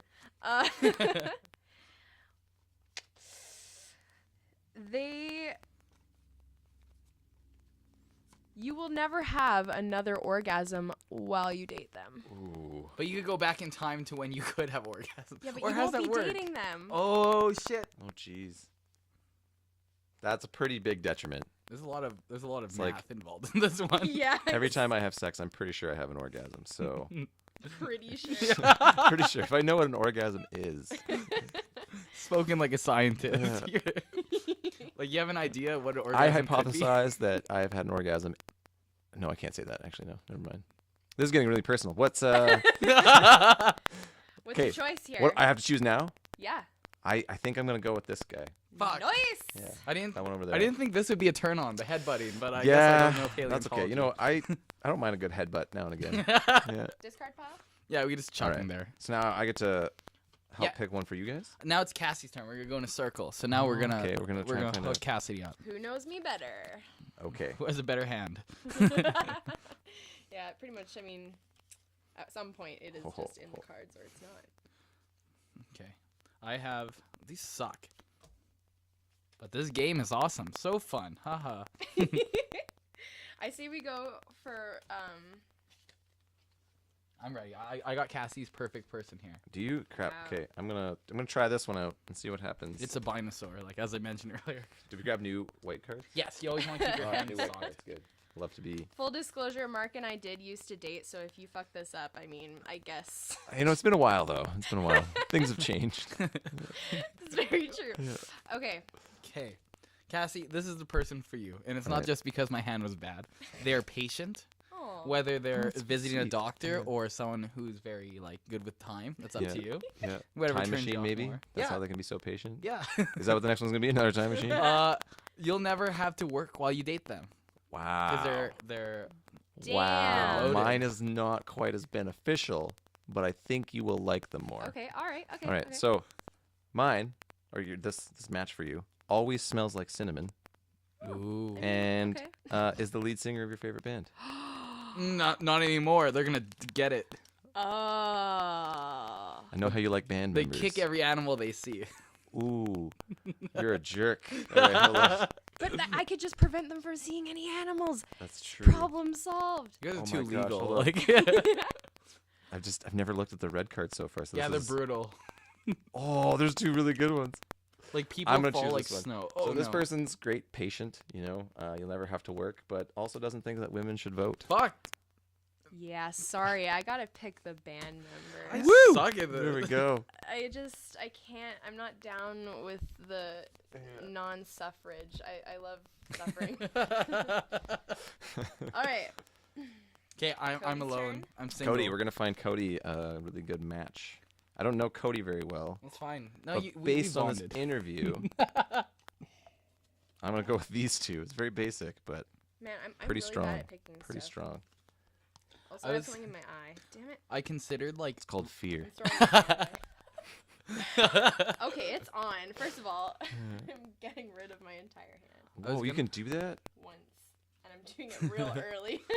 I was kind of treating this like, you know. Oh no, that is a rule in Cards Against Humanity. Can't you like discard your hand if it's like just? there's so many Go. house rules. I it's don't up know, to yeah. you. Yeah, sorry, this is my. This is her house so. rule. I was gonna like stack the deck with a bunch of dinosaurs, so it'd be like Ooh. you have Ankylosaurus and he's Yeah. patient. Oh, I like patient Ankylosaurus. I feel like they're nothing but patients. They can't move very fast. sounds like an ASMR video. Yeah. Like patient Ankylosaurus helps you through your day, That's pretty. I like guards your that. body. That's my new band It's a name. children's storybook that's just been made right there. Patient Ankylosaurus. Okay, Cody. Patient ready. Panoplocephalus. There we go. It's a type of ankylosaur. I knew that. And alliteration's the best. So your ideal date. Here we ready. go. They can multiply themselves, and they can fly. Those are superpowers. They. I want that person. Yeah. Well, If this they is can Cody's multiply date. themselves, why are they dating me? Like, Ooh. Well, I mean, look at the benefits, Cody, you've got Cody. so much to offer. Look at the benefits, Cody. aw. All right, so mine has the same favorite foods as you, and owns real dinosaurs. What the fuck? How did you draw that I card? don't know. It was destiny. I'm It so was- glad I did. Wait, define real dinosaurs. So it could be birds. It could be birds. Let's be real. It could be birds. But it also could be a triceratops, an ankylosaurus. Who knows? An oviraptorid. You guys have a lot in common. The same favorite foods is concerning because I know what I eat. I don't want someone to eat that. Like, That's fair. But at least they would never judge you for what you're eating. oh, that's a big one. Yeah. You would always feel comfortable eating whatever you wanted. The dinosaur part is the real appealing part. That's super If it's a appealing, bird, it's a right. cop out. Sadly, this dinosaur-owning, Owns a food-eating bird. person is incapable of all emotion. They Do you even can't care, though, Cody? actually Do love they- you. Do they need to love you? I don't, does the dinosaur love me? Yeah. Oh, I there you guess this go. all comes down to what do you get out of a relationship? All right. What all right. need do you need? So far, it's flight or a dinosaur. Like, I don't know anything about this Yeah, person. that's what I I look think- for in all people. So this person, Okay. can fly, can multiply, is only enhancing the negative quality of their kisses. Taste like poop, and they like to kiss a lot. Mm. But you know what? You don't have to let them. No means no. Wow, Okay. wow. So It's a really good compromising relationship you'd have together. would you rather Meet in the middle. have- We'll not kiss. I know you love it so much, but Nah. I guess, okay, shit kisses or no kisses at all, or like emotionless, like dead fish. This just, is like, fair. Yeah. Does it Deadpan. just taste like poop, or is there poop? Like, No, is it there a just tastes risk? like it specifically says Tastes tastes like poop. Mm. Yeah. But there's a lot of variety to poop, Just I cut out imagine. your so- tongue. Cut off your tongue. Go old I'll boy. never taste again, and our relationship will survive. So cut out your It's tongue, all about compromise. or just have fun with the dinosaurs and eat whatever food you want. I could get used to the taste of shit. No. Is there anything I've learned from going to Oh, university? man. You haven't tasted enough shit then. All right, one more round each. Okay. And All right. if it's a tie, then we duel outside. I don't know. Yeah, battle to the death sounds good. Yeah. Okay, what's the score so far then? Cassidy 2. I'm at 0. Oh yeah, you Mark are winning. 1. Darn. But you haven't won yet. So I will. you need another red. Oh yeah, so you're picking for me now? Yeah, we're picking for you. What should we do for the last round? Should we have like a bachelor like battle? Like we all throw one. It's hard to tell because we all have different tastes. Maybe. Maybe. Yeah. Oh god. I don't even know who this is for, but this has to win. I don't know how it could lose. Okay. This is from Mark though, Can I because he's our ask? guest. Can I ask a question, or is that prohibited in this game? When you ask it like that, I want to say it's Probably prohibitive. prohibitive. What's the question? Yeah, what's the question? Just theoretically. Oh, I was just gonna say if you If you do air quotes, you can do it. if you could live anywhere in the world, Oh, interesting. Yeah. where would that be? Feel like that could be used to try and give yourself the advantage. I mean, maybe. Especially if it's like a choose the answer question, in which case you could just pick whatever I said. No. Not at all. All right, I'm just gonna go for A river that moves lots of sediment. Like that's the go. Yeah, wherever I can be fossilized. Keep that in mind. Okay. So this person, you will never get sick while you date them. Okay. Will you get sick of dating them? That has been the problem. Oh, I would say not, because they have a mansion right at the mouth of the Mississippi River. It would be convenient. Yeah, you don't want to miss I'll this never be opportunity. sick, and I can be fossilized. Wouldn't that be a sick place to die? That'd be a pretty sick place to fossilize. I have someone Yeah. who never blames you for anything, Oh, man, Pretty that'd good. also be really relieving. and they can talk to animals. But I can't talk to animals.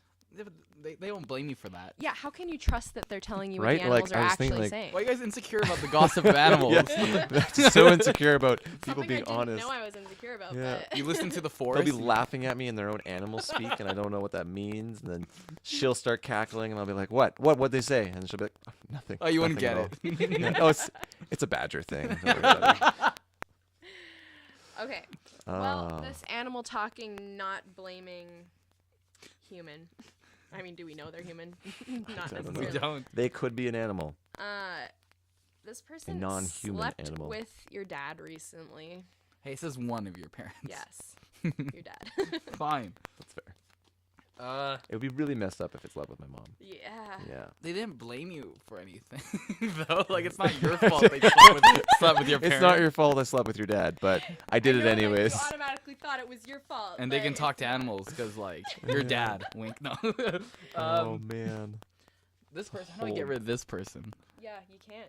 Yeah, I mean, They have a mansion on the Mississippi. Like, they'd have to be a pretty bad person. Like, has literally explosive diarrhea. it's kind of impressive, actually. If you ever need to blow anything up. You can't preserve fossils with that type of explosive environment. Yeah, There'd just but- be okay, diarrhea everywhere. Let's talk. Is this only when they actually have diarrhea? I would think, right? Like, if they Does get this see, like- diarrhea, then things explode. Has Does the- literally explosive diarrhea. So I'm imagining they explode. So it's just like an actual Okay, hazard so the key to be would around just them. be like a But it's a mansion. full- They could have like bathrooms on the other side. Just buy a new bathroom. Yeah. Totally. Yeah. Actually, you know what? I'm gonna go with that one. Yeah. Oh yeah. Yeah. Cassie, how many times are you gonna win with poop? 3. Yeah. She just knows me. There you go. It's just 3 out of 3. Like, what is it? This is rigged. I got 1. Yeah. She got 3 out of 4. So Oh, I got 1. Did it. I just ate shit. You chose that. Yeah, apparently.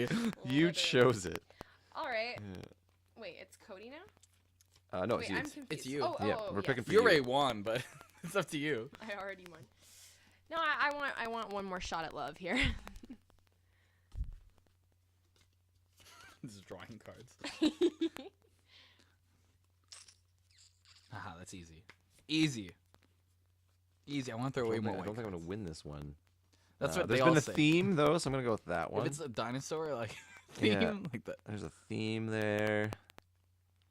Oh man. Awesome. Yeah. Okay. We'll go that. All right. Okay. All right. I'm ready. Sell me, boys. All right. I have a brain surgeon because it's better than the other two parts. McDreamy? Yes, I guess he is. Yeah, Could be McDreamy. but he's also the most physically attractive person you've ever seen. So it You could didn't be even McDreamy. need to add that one. It was already McDreamy. You did it. Wow. Damn. All right. Well, okay. Before you get too excited, what I have for you is someone whose farts smell like flowers. What's with all the poo? Like I don't know. It seemed like a theme with her. I thought maybe I could win it over with too. And it's also a best-selling author, so conversation will be nice. Yeah, I have lots to talk about. Isn't that a Ruby Kaur Damn book? it. Actually, The farts in her flowers. farts. It's a Ruby Kaur Farts in the book. flowers. Okay, but like best-selling author doesn't necessarily mean anything because they could have written a book on like something really awful. It could have been like Mike Pence's like. It could be. Autobiography? It could be. Yeah. Yeah, Was that a best-selling book? They though? only speak in business buzzwords. So actually, they're a self-help author. No. You just destroyed me there. Okay. Oh. How are you gonna kill McDreamy? He already died. Don't do that. Spoiler. No. Should I attack the way he looks or his character state? What's the difference? Yeah, that's his only character anyways. He only looks good. And Just he is like a adulterous? hopeless I'm gonna go romantic for killing his adulteress. looks then. His cheeks are made of plexiglass, and you always see inside his mouth. But it's his sweet, sexy mouth. Well, isn't that part of the attractiveness? Like the cheekbones. That's the thing, cheeks, though. It's like dimples and if stuff. if he has plexiglass cheeks, but is simultaneously the most physically attractive Oh. person I've ever seen. It's a paradox. I couldn't not be attracted to his well, plexiglass you're tying it back cheeks. to that one. I guess you Yes. have to. Yeah, exactly. It's up Can to I you. add another card that he's also super racist? You guys can try to red card each other. I'm ready. To I'm hell ready. if Like you all I want. have is He's red. also super racist. This person Yeah. also is building an ark. That's cool though. Wait, what's the probably. It's a lot of work. Maybe he's just Probably a has hobbyist. some premonitions He's a for the hobbyist. future. He wants to build an ark. He or she wants to build an ark. I'm Huh? an arc hobbyist. Yeah. I just like to build things. He's a carpenter. He's an archaeologist. No, No. absolutely not.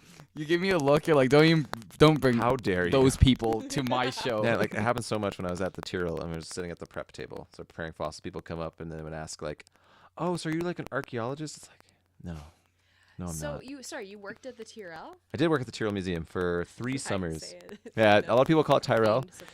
I was forced while working there to call it the Tyrrell because that's how the last name is pronounced. But That was one of our questions because I when it was called Tyrrell, I like rejected it, and then like an Yeah. employee said it, and I just believed them because I'm afraid. yeah, no, that's fair. It's very easy to become afraid and then just accept what people will tell you. Yeah.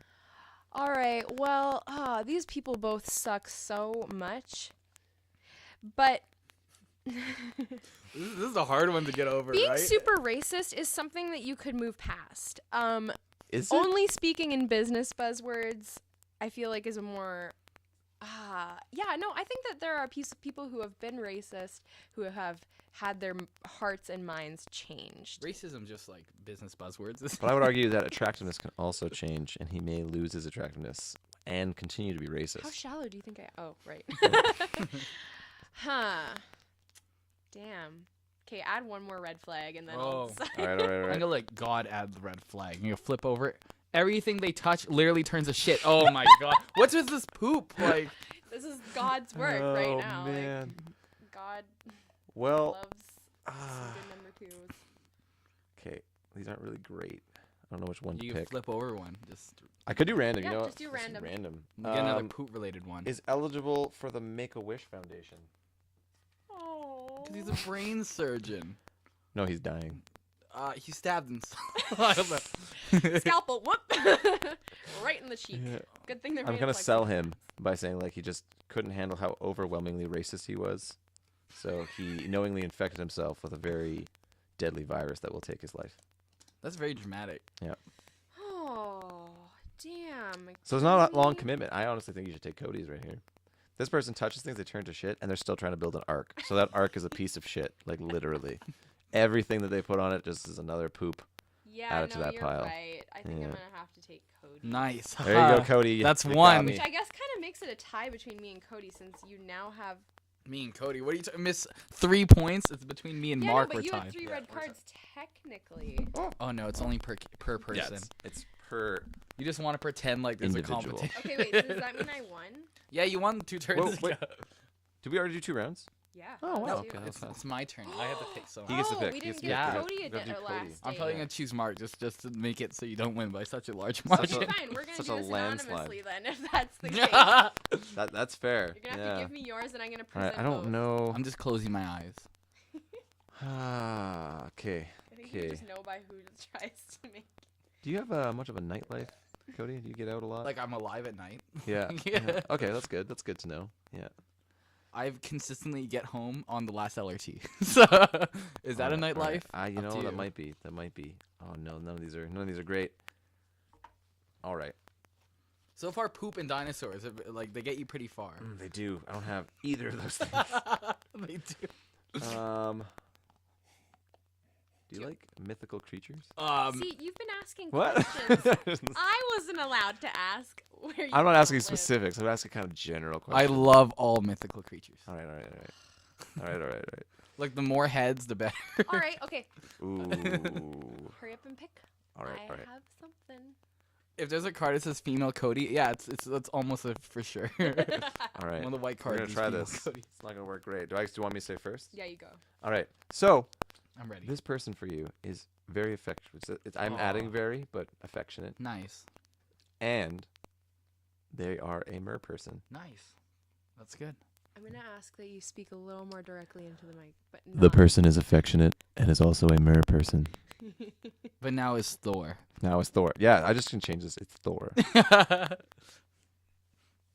person Uh-oh. is a photographer Oh shit. Photographer. That's not fair. You know Cody. Yeah. and has the most attractive collection of mythical creatures Oh, you've ever what? seen. Oh man. Oof, that's tough. Yeah. Well, You then guys need to blanks on hurt that these one. people. Okay. Well, I gotta hurt that person now. Okay. Humans fall to earth pure as snow, but soon Um, red flags get them. Oh my gosh. Are you gonna make it poop related? Is this what's No, happening? It's, just- Wait, how did I get this? it's funny. Oh Oh, no, man. that's my card. I feel like that will just help it. Oh, But wait. it's hilarious. I'm gonna do it. This person is also a mer person. What the fuck? And it's a bad card? I don't get it at all. It's both simultaneously good and bad. I guess which half matters. Yes. So that one is the top half. It's You a, don't it's get a to fish. pick. No, I do because I gave you a red flag. No. That's top half. Wait. You're trying to guess if I'm a top half or bottom half type of person. It is Tier A. literally. I'm on. If I had to, like, am I trying to imagine a gross mer person? Yeah. They're like, if a mer person is gross, they're like mostly like fish, like, and barely human. Okay, Like, so this has like feet of a human, and the rest is just fish. I don't think that counts as a mer person. I don't think any of this counts. Yeah. I as want a it to mer be like a person. salmon, but with hands and Yes. feet. Yes. I was just about to say and hands. I would add hands to it. So it's got like hands. And it cracks And its feet. knuckles a lot Oh, too, yeah. and chews Yeah, its of mouth course. open. Hey, Yeah. Let's not get carried away here. This mer person This mer is like your person- typical Yeah. beautiful mer person. Yeah, like I'll drown at sea for it. Yeah, exactly. Yeah, well, unfortunately, as long as you date them, all your friends will hate you. You don't need friends when you got a mer person Yeah, don't- that is affectionate. Don't hate her because you ain't her. Well played, Cody. I don't. This mer person's very curious though. No, I'm gonna choose the mer person.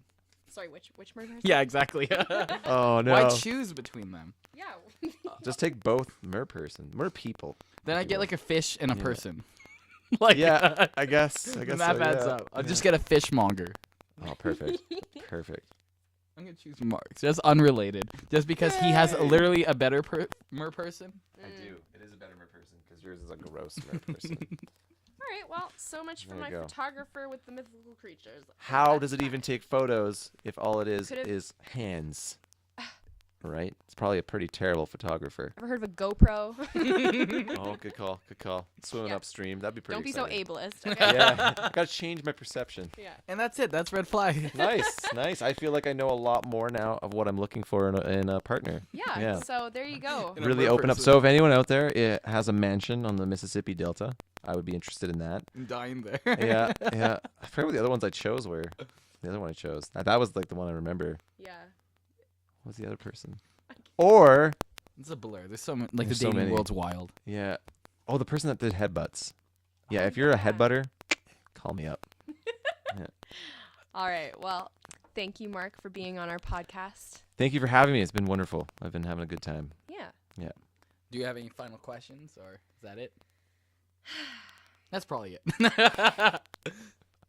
Okay. One more for question. the road. Okay. What is your favorite dinosaur? Oh shit, we didn't ask that. Ooh, yeah, that's No. like a big question. Yeah. That was number one. So my favorite dinosaur has changed a lot over time, and I kind of, because I love all Give us the dinosaurs. history. Like I want to know how to progress History, this. okay, as like a typical kid would. T-Rex was my favorite for a long time.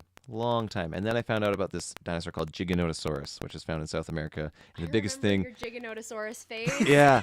So the Giganotosaurus said that they were larger than T-Rex, and at the time I was a T-Rex fanboy, so I was like mad at this article. I was like, "There's no carnivorous dinosaur bigger than T-Rex. It's the biggest," and I was frustrated with it. And then as like time went on, I found more and more books, more sources suggesting that Giganotosaurus was bigger than T-Rex, and I was like, okay. Okay, I'll get behind this. And then I learned that there's evidence that suggests that these Giganotosaurus would gather in groups and hunt the largest dinosaurs that ever lived. And I'm like, that is pretty sick. Is that Argentinosaurus? Yeah, there you go, Oh. Argentinosaurus. Nice. Yeah, That's a yeah. little trivia knowledge. There I, you watched, go. I fell asleep to Discovery Channel 1 or 2 times. Nice, as lots do, So that became my favorite for quite a while. But because I liked all the dinosaurs, I kind of had categories. So that was my favorite, like big theropod dinosaur, big carnivorous dinosaur. And my favorite sort of other dinosaur, for the reason of like the most intelligent, because I love intelligence in animals, is actually the Troodon. So troodontids as a group are considered the smartest dinosaurs. That's because they've got the largest brain in proportion to their body, and they also have these huge eyes that are facing forward, so they have great depth perception. And their teeth are incredibly unique. They're very small, but the serrations on them are quite large, and they're hooked towards the tip of the tooth. So there's still a lot of mystery of what they were eating and what they were doing.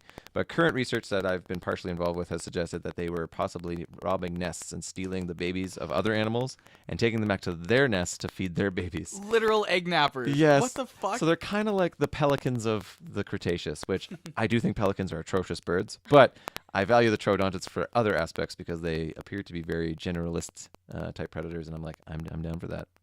Yeah, kind of like a cougar, if you will, the generalist cougar. Will take Oh. whatever it can get. And you're a fan of that, right? I'm a fan. Yeah. just for adaptability. All about those low expectations Yeah. So towards if you're not me. picky Yeah. and you're a cougar, There you go. And have a mansion in the Mississippi with the occasional headbutt. We've established it. It's perfect. all right. Well, I think that's about time. Yeah, I Yeah. think so too. I think that was a perfect way to send off. Yeah. All right. Well, Yeah. have a good night. Bye, everybody. And that's paleontology. Everything you could ever want to know, or that ever could be known about paleontology. Yeah, just in 1 hour, maybe.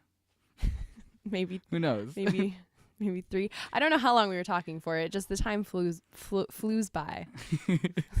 What a floozy. What a floozy she is. Always just. At least it's less than 10,000 years. We can't, if someone were to find this podcast in the future, they would say, not a fossil. That's all we can really hope to strive for. Honestly, Yeah. we're not fossils yet. We'll try, though. I'll see you at the Mississippi in 80 years. We'll just mutually just jump into the sediment, and I'll see you in 10,000 years. What they might mistake us for the same creature. Ah, that would be actually really sweet. Future species of hominids, just oh damn, remember when we had 2 heads and bodies and we weren't actually attached at all, but we were the same person? There's a Greek myth that has that same idea. Wait, what? Yeah, it's the idea that we're one species with 2 heads, 2 forearms, whatever, just 2 humans combined, and that we were too powerful, so Zeus split us apart.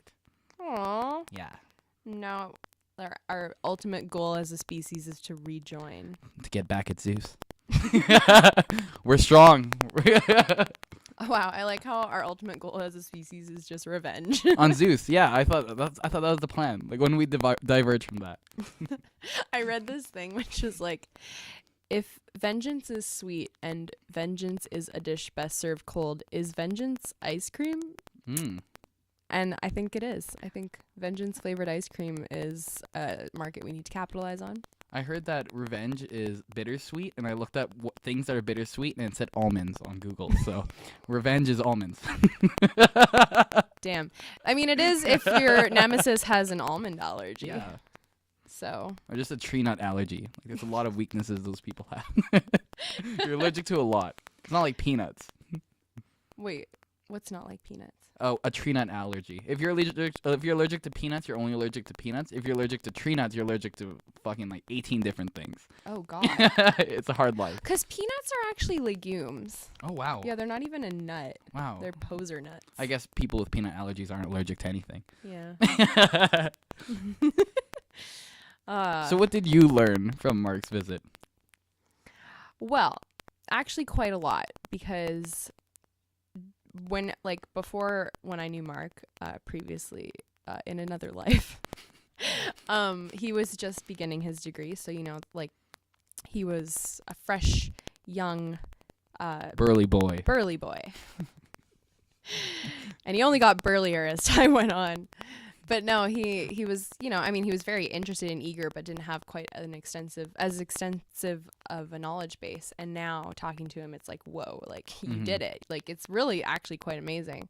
So, wow. Yeah, I learned so much, and I'm going to like relearn it as I listen back and edit this podcast, because there's definitely like just so much information. And that's what I realized throughout the whole interview too. I was like, there are so many questions that we could ask, and there's so much information in this field that like we could have gone on for hours and hours, I'm sure. Someone could spend their entire life devoted to learning what's in that field. Yeah. And Except their wife would leave them. Yeah. Is that what you learned today, Cody? Yeah. Actually, I've learned a lot about oviraptors, like the unsung heroes.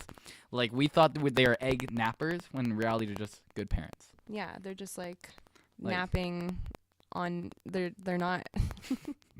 They're not napping. Like, you know how people like say like you're sleeping on something as if like you're missing out on it. Yeah. Yeah. So they're napping on egg napping, really. Is how Which I'm is a good trying thing. to No, I get it. It's a bit of a stretch for this metaphor. But if you're not willing to reach for a metaphor, I mean, what are you even doing? You're no better than those real egg nappers, whatever they were called. those ones with giant eyes that would fuck with you. Thorids, I think. I don't remember. Thorosaurs. Thorosaurs, sure. No, that's not it at all. I think it was. They kind of look like Chris Hemsworth. Yeah, they have that like beefy Australian accent. But like only outside of the movies. But for real, Cody, what'd you learn today? Well, I always like the perspective of scientific people on this show. I really like Mark's perspective. I like how he both considers the societal impact of any decision and the individual. Mm-hmm. He has when he makes a claim on something, he considers the history of all life before making a claim on it. And I was really impressed. Yeah. Everything he said was very, at least in my view, well reasoned. And like when he even says how learning has changed him, like that was just, we're in different disciplines, but that's the same lesson I learned. I went to university and learned the exact same thing. So technically, I have a paleontology degree now too. Wow. Honorary scientist. My wife, I just got a text. My wife just left me. That's horrible. Oh, I'm sorry, dude. I'm sorry, Was it too. worth it? I don't know. She's happy wherever she is. I'm glad. I mean, I'm not glad that your wife left you, but The paleontology degree was worth it. okay. That's all I really need to know. All right. Well, before we go, I just wanted to remind everyone that we are looking for people to write for us for our blog. We have a blog. That's probably where you are listening to this podcast right now. So not news to you, but if for some reason you stumbled upon our SoundCloud by just typing a random URL into Google, we have a blog. What else should I say about this? And we need you. We need you to write for us because we're lazy. We are self-critical to the point of getting nothing done. And that's only half a joke. I was like, whoa, that's real. I'm like, do we say that on camera or on microphone? Am I on camera right now? Yeah. Sorry. I don't remember signing any forms. But yeah, if you have anything you want to write about relating to any topic, really, let us know. Send an email to YEGanspodcast@gmail.com. and propose an idea. And we'll probably say yes. Yes, like my wife did all those years ago. And she left because of my love of fossils. Rip. Rest in paleontology. Stay quoque.